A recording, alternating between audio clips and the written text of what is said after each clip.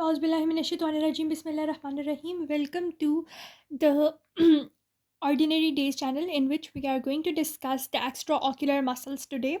So, first of all, we should know that the extraocular muscles are the muscles of the eye which are surrounding the eye. Okay.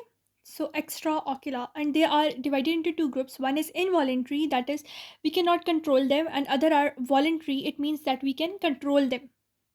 Involuntary, there are superior tarsal, inferior tarsal, and orbitalis. Mnemonic is SIO. CO, that is superior tarsal, inferior tarsal, and orbitalis. For voluntary muscles, you need to remember three groups. One is the rectus muscle or recti muscle, second one is the oblique muscles, and third one is the leveator palpabrea superioris, which is the muscle of the upper eyelid. So recti muscles, they are four in number. They are superior, inferior, medial, and lateral rectus. Similarly, we have oblique muscles, which are two in number. They are superior oblique and inferior oblique. And then we have another muscle, which is the leveator palpabrea superioris. Now we need to learn about the axis of the eye and what type of movement can these axes produce. For example, consider this is our eyeball that I have made from paper. So now I'm going to add a pencil or an axis into it. First of all, we will talk about the transverse axis. For example, this is your eyeball and I put the pencil something like this. So it is kind of transverse axis. So what type of movements are possible along this transverse axis? The movements are, you can see this upward and this downward movement. So it is a upward rotation or elevation which is of 33 degrees is possible. Similarly, a depression or downward rotation is possible. So an upward rotation or elevation and a downward rotation or depression along the axis, which is a transverse axis. Now if I take the ball like this and if I put the pencil like this, which is going to produce a vertical axis. So in this vertical axis, what type of movements are possible? The movement possible are this movement, which is the medial rotation, and this movement, which is the lateral rotation. So along the vertical axis, we have the medial rotation and the lateral rotation possible. Now if I take the ball like this and I put the pencil at an anteroposterior direction, like this, what will happen now? It is in an anterior posterior direction. So the movement possible are intorsion, that is inward rotation, and extorsion, that is the outward rotation. So I hope you understood the axes. The transverse axis was like this, on which there were two types of movement possible: upward rotation, downward rotation. The vertical axis was like this, along with there was medial rotation and lateral rotation possible, and anterior posterior axis was something like this, and this axis allowed intorsion and extorsion. Now we are going to discuss the involuntary or CO muscle, that is the superior tarsus, inferior tarsus, and the orbitalis muscle. First of all, you need to know where the orbitalis muscle is. So when we were discussing the upper portion of the eye, or we were discussing the fascia of the eye, we talked about that in the inferior region or on the inferior orbital fissure, we have a gap. This inferior orbital fissure is covered by a muscle which is orbitalis muscle. So orbitalis muscle is going to bridge the inferior orbital fissure, but its action is not known. So now the superior tarsal muscle is situated in such a way that it is having its origin deeper to the leveator palpabrea superioris, and it is having its insertion to the superior tarsal plate. Since it is attached to the upper eyelid, so it is going to elevate the upper eyelid. Now the second muscle over here, this is the inferior tarsus muscle. It is having its origin from these two muscles, which are the inferior rectus and inferior oblique, which were present in the suspensory ligament of Lockwood. So origin from the inferior rectus and inferior oblique and its insertion onto the inferior tarsal plate. So now this is attached to the inferior eyelid, so it is going to depress the inferior eyelid. And this was the superior tarsus muscle, and it was deep to the leveator palpabrea muscle, and it was having its insertion onto the superior tarsal plate, and it was going to elevate the upper eyelid, and now inferior tarsus is going to depress the lower eyelid. So in this diagram, what you can see is this is your common annular tendon or tendinous ring of Zinn. Why am I telling you this? Because it is a common origin for a large number of muscles. So this common annular tendon, it is present in the middle portion of your superior orbital fissure. If you look at this diagram, you can see that this is your superior orbital fissure, and in the middle portion of your superior orbital fissure, you have this common annular tendon or ring of Zinn, along with which you are going to have the origin of your four recti muscles, which are the superior rectus, the medial rectus, the lateral rectus, and the inferior rectus muscle. So now your superior rectus muscle was having its origin from the common annular tendon or ring of Zinn, and its insertion was onto the sclera posterior to the limbus. You know, when you study about the eyeball, you study about this structure, which is the corneoscleral junction, and we call this junction limbus. So this insertion of the superior rectus muscle is onto it is posterior to the limbus, and the location is 7.7 millimeter posterior to the limbus, somewhere over here.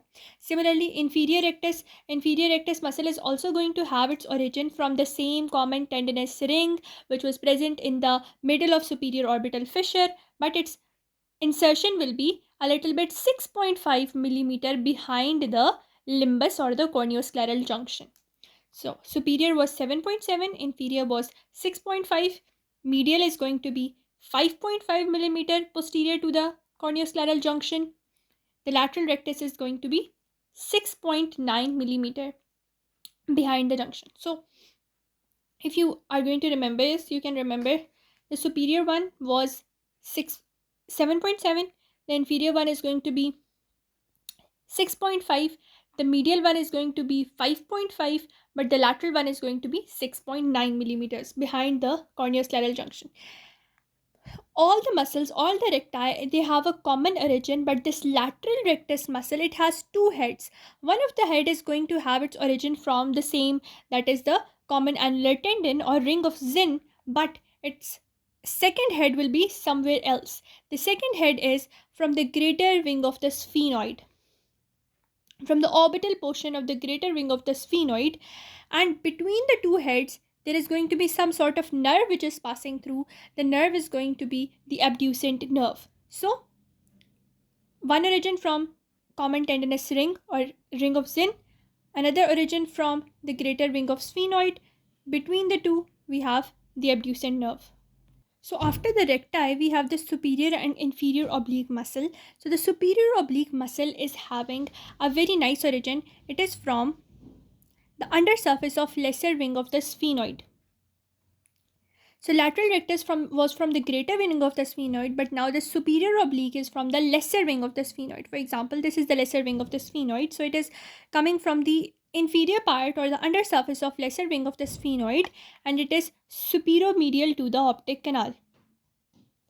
Now its insertion is by three things. First of all, it is going to form a fibrocartilaginous pulley, and that pulley was attached to the troclear fossa of the frontal bone.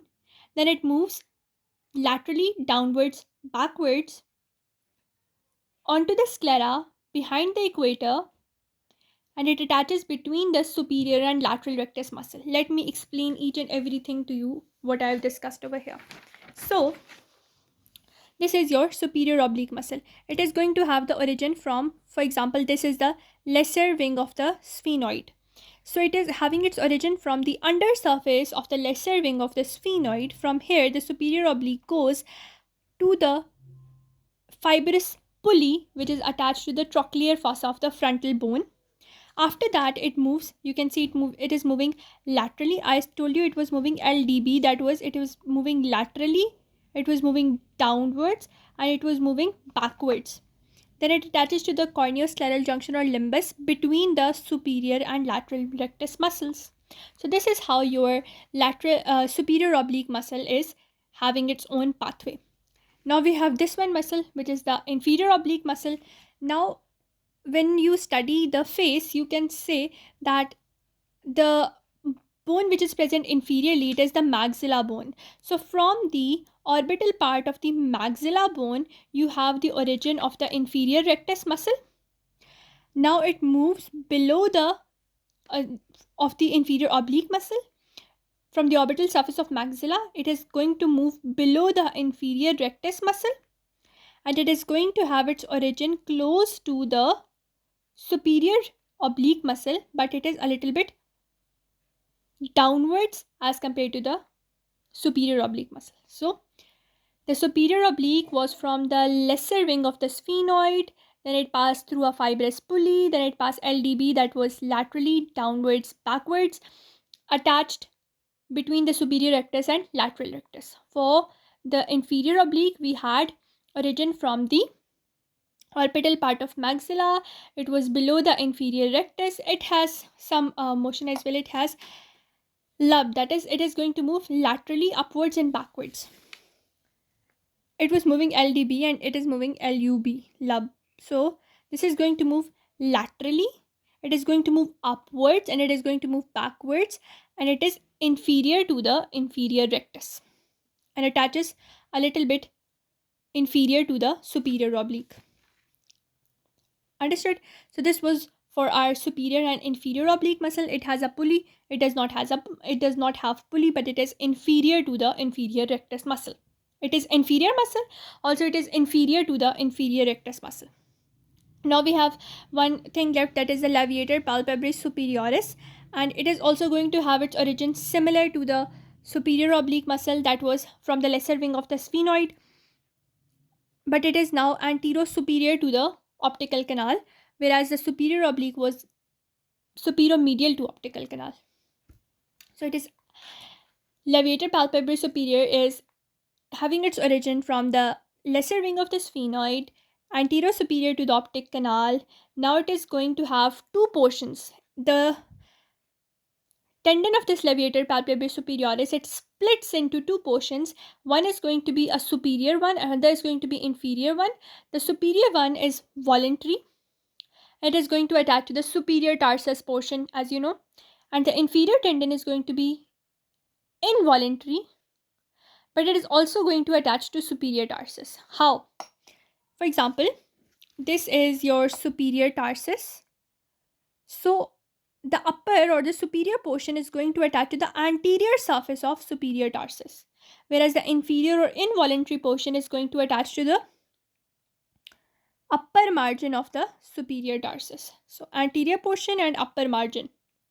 Superior one was voluntary, inferior one is involuntary. Also, it is going to have an attachment to superior conjunctival fornix. So this was all. All the recti muscles are having common origin from the common annular tendon or ring of Zinn.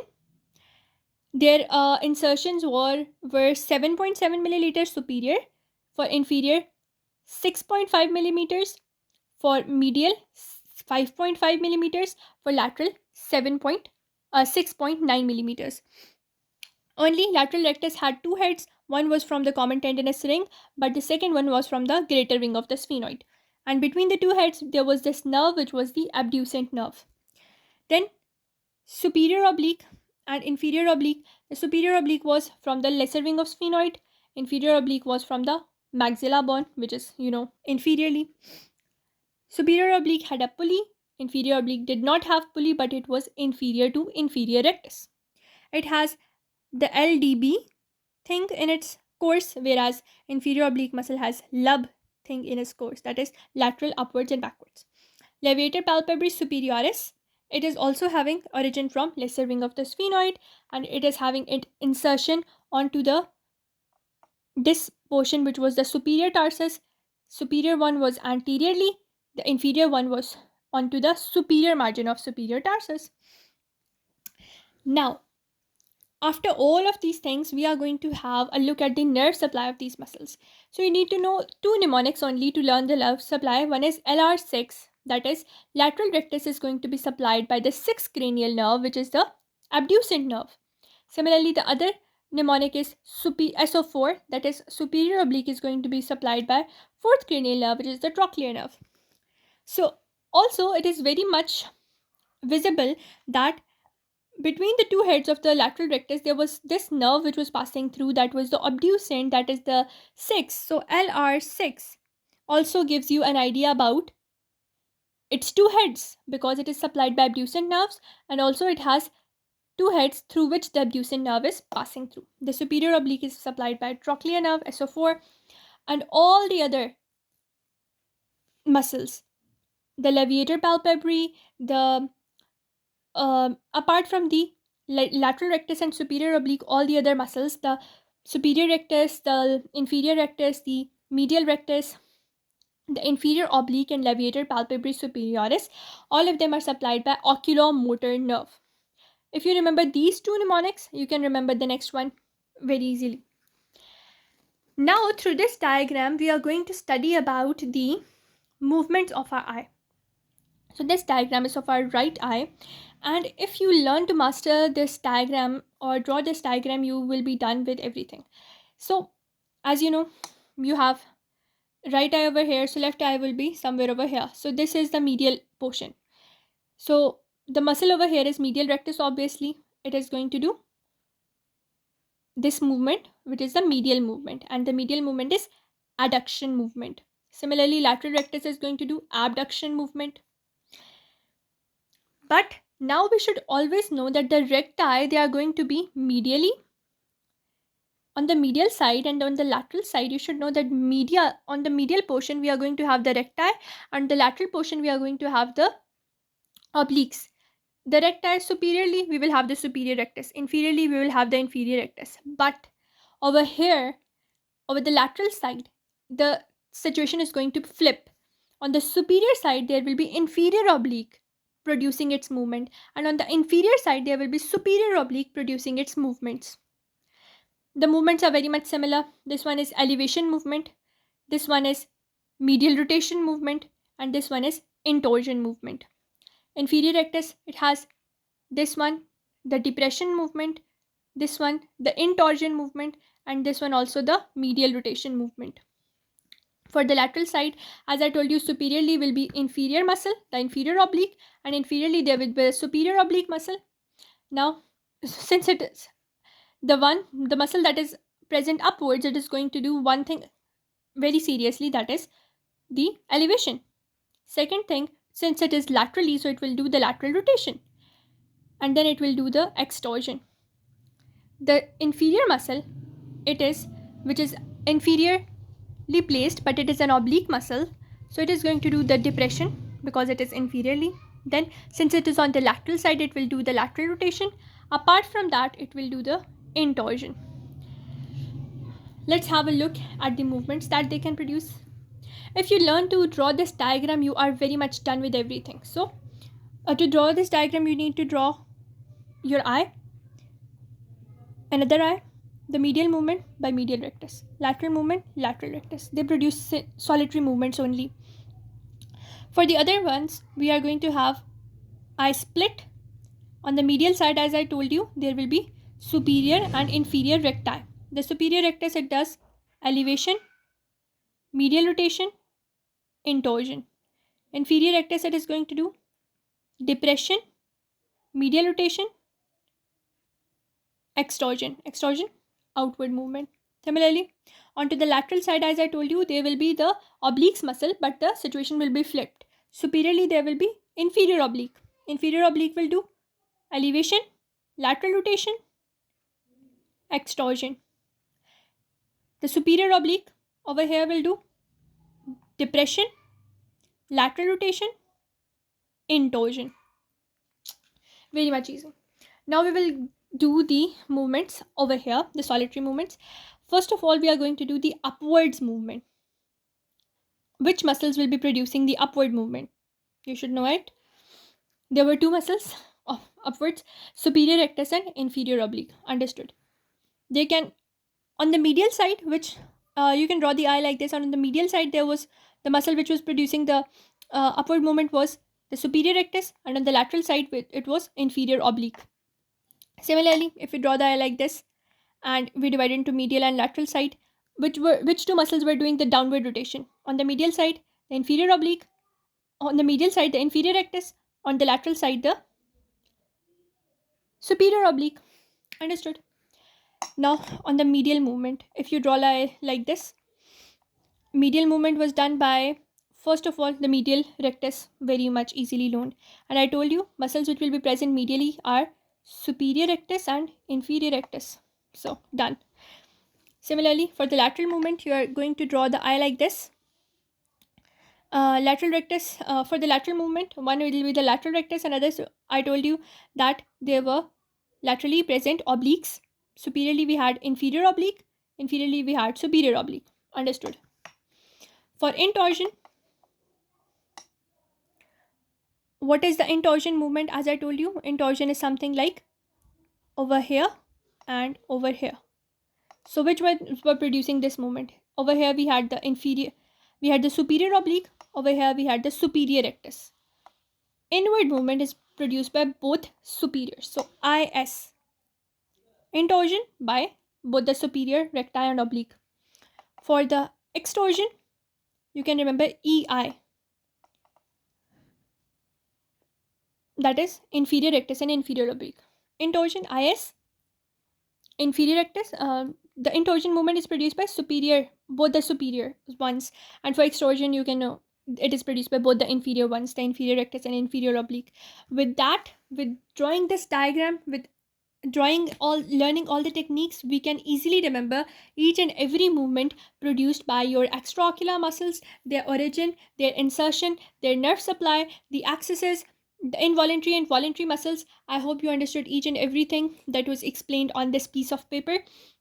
We will meet in another video explaining the concepts in another depth, inshallah. If you like my videos, please like, share and subscribe, and we will meet in another video with crystal clearing our concepts for USMLE, for PLAB and for everything, inshallah.